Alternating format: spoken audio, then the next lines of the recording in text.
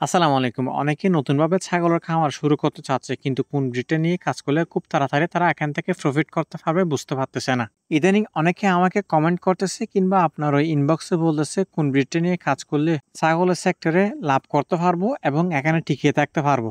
আসলে দেখেন, আমি ছাগল পালন করতেছি আলহামদুলিল্লাহ অনেকদিন হয়েছে। আমার অভিজ্ঞতা থেকে যদি আমি বলি, আপনি কোন ব্রিড নিয়ে কাজ করবেন এটা সম্পূর্ণ আপনার জায়গার উপর নির্ভর করে।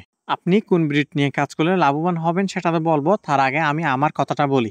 আমি প্রথমত আমার যাত্রা হচ্ছে যে ৮টা মাদি ছাগল দিয়ে আমি খামারের যাত্রাটা শুরু করছি। আলহামদুলিল্লাহ অলরেডি ৮টা মতো ছাগল আমি আমার খামার থেকে বিক্রি করছি। এখন আমার ছাগলের সংখ্যা হচ্ছে প্রায় ২০টার মতো।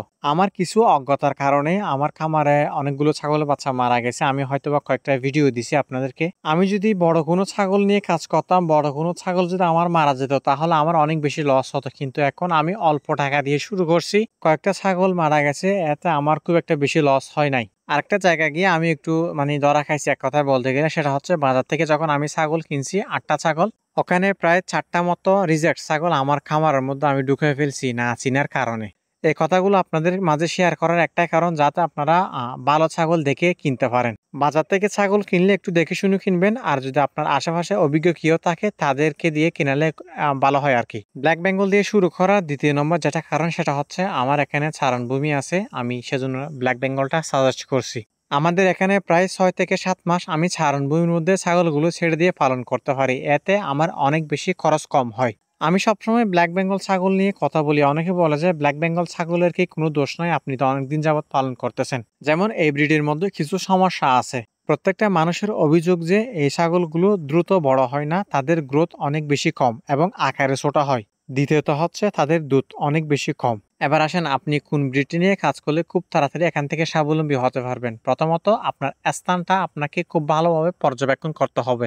যেমন মনে করেন আপনার যদি প্রচুর পরিমাণ চারণভূমি থাকে, সেক্ষেত্রে আমি আপনাদেরকে সাজেস্ট করব ভালো জাতের কিছু ব্ল্যাক বেঙ্গল নিয়ে কাজ করলে আপনারা এখান থেকে ভালো একটা প্রফিট করতে পারবেন। আসলে ব্ল্যাক বেঙ্গলের মধ্যে অনেক জাতের ব্ল্যাক বেঙ্গল আছে। কিছু কিছু ব্ল্যাক বেঙ্গল অনেক বেশি ছোট, আবার কিছু কিছু ব্ল্যাক বেঙ্গল ছাগল আছে অনেক বেশি বড় হয়। কস্টিংটা যদি কমিয়ে আনতে পারেন, ব্ল্যাক বেঙ্গল ছাগল যদি দিন শেষে একটা ছাগল ১ টাকা করে বিক্রি করলে আপনার ওই ১ টাকায় লাভ। আর বড় জাতের ছাগলগুলো যদি আপনি চারণভূমির মধ্যে ছেড়ে দেন, দিন শেষে দেখবেন যে তাদেরকে আপনার ওই দানাদার দিতেই হবে, যেটা ব্ল্যাক বেঙ্গল ছাগলকে খুবই অল্প দিলেও কোনো সমস্যা নেই। দ্বিতীয় নম্বর, আপনার যদি মনে করেন যে বছরে ৫ থেকে ৬ মাস ছেড়ে দিয়ে পালন করবেন আর ৫ থেকে ৬ মাস বেঁধে পালন করবেন, সেক্ষেত্রে আমি আপনাদেরকে সাজেস্ট করব ক্রস ব্রিডিং নিয়ে কাজ করলে খুব তাড়াতাড়ি আপনারা এখানে গ্রো করতে পারবেন।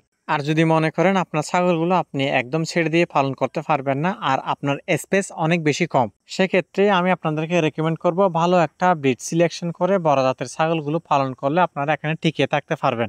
আর হ্যাঁ, বড় জাতের ছাগলগুলো পালন করতে চাইলে আপনার প্রচুর পরিমাণ অভিজ্ঞতার দরকার হবে। আর যদি মনে করেন যে আপনার স্পেস অনেক বেশি ছোট আর ঘাসের তেমন কোনো ব্যবস্থা নাই, সেক্ষেত্রে আমি আপনাদেরকে রেকমেন্ড করব আপনারা খাসি ছাগল পালন করেন। খাসি ছাগল ফেটেনিং করে আপনারা এখান থেকে মোটামুটি ভালো একটা আর্নিং করতে পারবেন।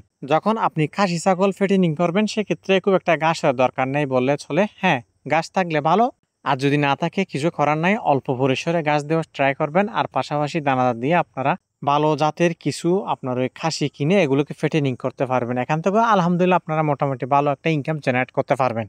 এমন না যে আপনি ব্রিডিং খামারের চেয়ে একটু পিছিয়ে থাকবেন কিংবা আপনার কাছে ঘাস নাই, আপনি লাভ হয়তোবা একটু কম হতে পারে, এটা খুবই স্বাভাবিক, কারণ ঘাস দিয়ে পালন করলে অনেকটা সাশ্রয় হয় আর কি। আর যদি একেবারে অল্প ঘাস কিংবা ঘাস ছাড়া যদি খাসি ছাগল পালন করতে চান, এরকম যদি আপনারা একটা ভিডিও চান আমি আপনাদেরকে দিব ইনশাআল্লাহ।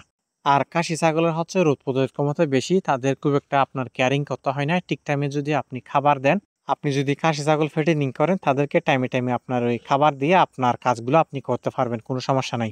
সবাই ভালো থাকবেন, সুস্থ থাকবেন। আসসালামু আলাইকুম।